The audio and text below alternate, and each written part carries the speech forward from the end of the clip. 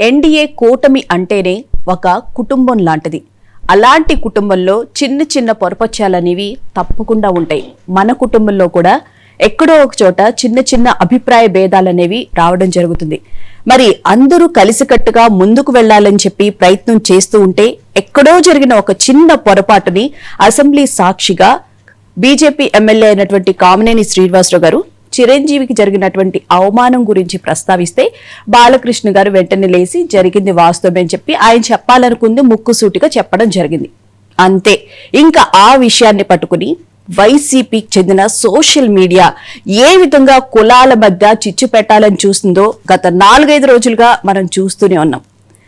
నిజంగానే కులాల మధ్య చిచ్చు పెట్టి వైసీపీ మళ్ళీ డైవర్షన్ పాలిటిక్స్ వైపు ప్రయత్నిస్తుందా? అసలు ఆ రోజు చాలా ముఖ్యమైన పనులు చేస్తూ ఉన్న నేపథ్యం అయితే మనం చూస్తున్నాం.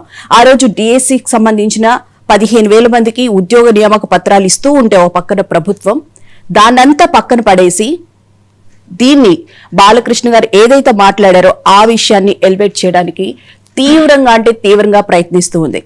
ముఖ్యంగా చూసుకుంటే దీనికి పులి స్టాప్ నిన్న ముఖ్యమంత్రి చంద్రబాబు నాయుడు గారు పవన్ కళ్యాణ్ గారికి వైరల్ ఫీవర్ తో బాధపడుతుంటే అక్కడికి వెళ్లి పరామర్శించడంతో దీనికి పులి స్టాప్ పెట్టేసినట్లే కనిపిస్తుంది. అయితే ఈ రోజు చిరంజీవి గారికి చెందినటువంటి ఫ్యాన్స్ అందరూ ఒక ఆత్మీయ సభ హైదరాబాద్ వేదికగా నిర్వహించుకుంటున్నారు. ఈ సభలో ఎలాంటి నిర్ణయాలు తీసుకునే అవకాశం ఉండొచ్చు అని అందరూ ఆసక్తిగా ఎదురు చూస్తున్నప్పటికీ కూడా దానిలో ఏమీ ఉండదు. చాలా ప్రశాంతంగా కూల్ గా ఈ సభ అయితే సాగే అవకాశం కనిపిస్తుంది.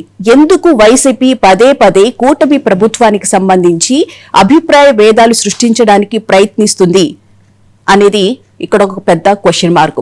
అయితే అక్కడ జగన్మోహన్ రెడ్డికి సంబంధించి బాలకృష్ణ గారు ఉద్దేశించి అన్నా దానికి క్షమాపణ చెప్పాలని చెప్పి వాళ్ళు అడగడం లేదు. చిరంజీవికి మాత్రమే క్షమాపణ చెప్పాలని వాళ్ళు ప్రధానంగా డిమాండ్ చేస్తున్నారు.